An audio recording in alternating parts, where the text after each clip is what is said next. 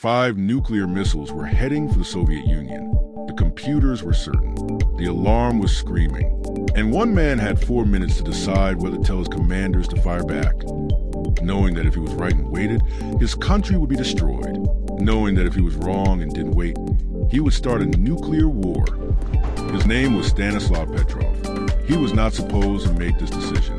And what he did next, alone in a bunker at midnight, may be the reason you are alive to watch this.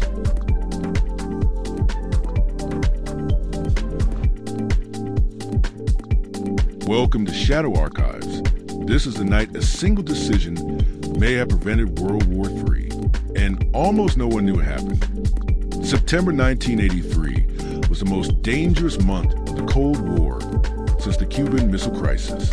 3 weeks earlier, the Soviet military had shot down Korean Airlines Flight 007, killing 269 people. NATO was preparing its largest nuclear exercise in history, Able Archer 83. Inside Moscow, senior military and political leaders genuinely believed the United States might launch a first strike. Tensions had never been higher. Inside Moscow, the KGB had issued a classified alert. Watch for signs that the West is preparing to attack. Soviet intelligence was in a state of heightened paranoia, unlike anything since the Cuban Missile Crisis. The word they used internally was imminent.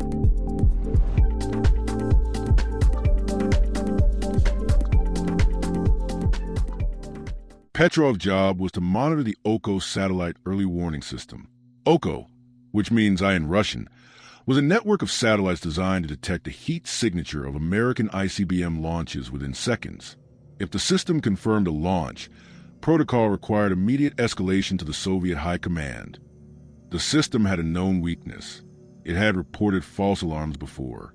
In 1979, a technician had accidentally loaded a training tape of a simulated missile launch, and for 6 minutes, the early warning system showed an American attack was underway. Someone had caught it in time. Petrov was a lieutenant colonel in the Soviet Air Defense Forces, stationed at Serpukhov 15, the bunker that monitored the OKO early warning satellite system. At 12:14, the system lit up. 1 missile detected, then 2, then 3, then 4, then 5. The system's confidence level, highest possible. The screen said, launch. The protocol was clear. Report to superiors immediately. They would escalate to Moscow. Moscow would have minutes to decide on a retaliatory strike. Petrov looked at the screen.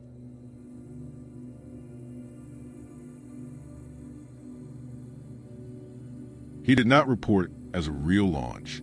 He reported it as a false alarm, not because he was certain, because he was not certain enough to start World War III. His reasoning, a genuine American first strike, would involve hundreds of missiles, not 5. 5 was too few to make military sense. Second, the ground-based radar network, which had confirmed the satellites, showed nothing. Third, this particular OKO satellite had a known history of technical glitches. There was also a fourth factor, one he never spoke about publicly until years later. He was afraid, not of the missiles, of being wrong in the other direction, of being the man who said false alarm when it wasn't.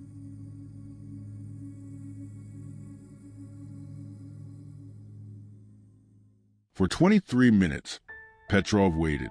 23 minutes in which the Soviet command could have been told 5 missiles were incoming.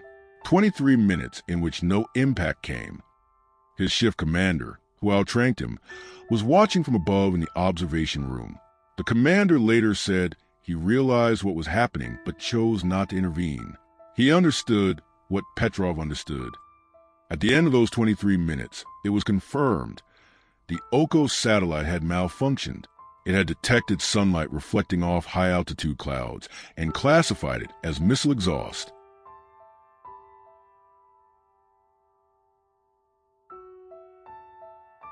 Petrov was not rewarded.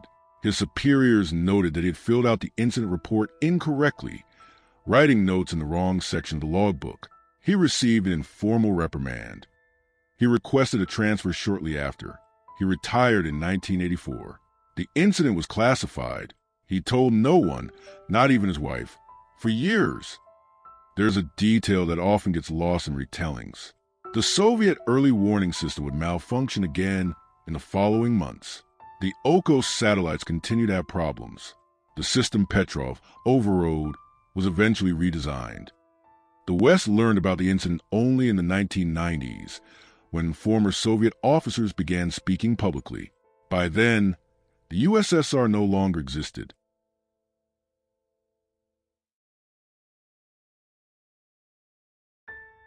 In 2006, Petrov received the Dresden Peace Prize. In 2013, he received an award from the Association of World Citizens. In 2014, a documentary film called The Man Who Saved the World was released about his story. When asked if he had saved the world, Petrov consistently deflected. "I was just doing my job," he said. "The decision was mine, but I was lucky." He died on May 19, 2017, in his apartment outside Moscow. He was 77 years old. The world he helped keep intact was not informed of his passing for several months. His son found him at home.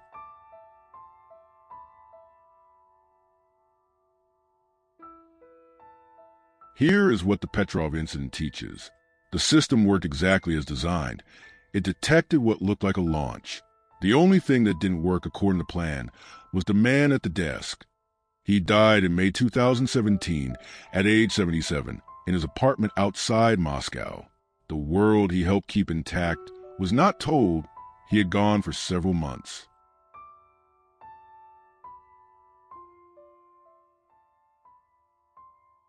Next file, the nuclear alarm that nobody mentioned until bombers were already in the air. Subscribe so you don't miss it. Subscribe and unlock the archives. New file every week. I will see you in the next one.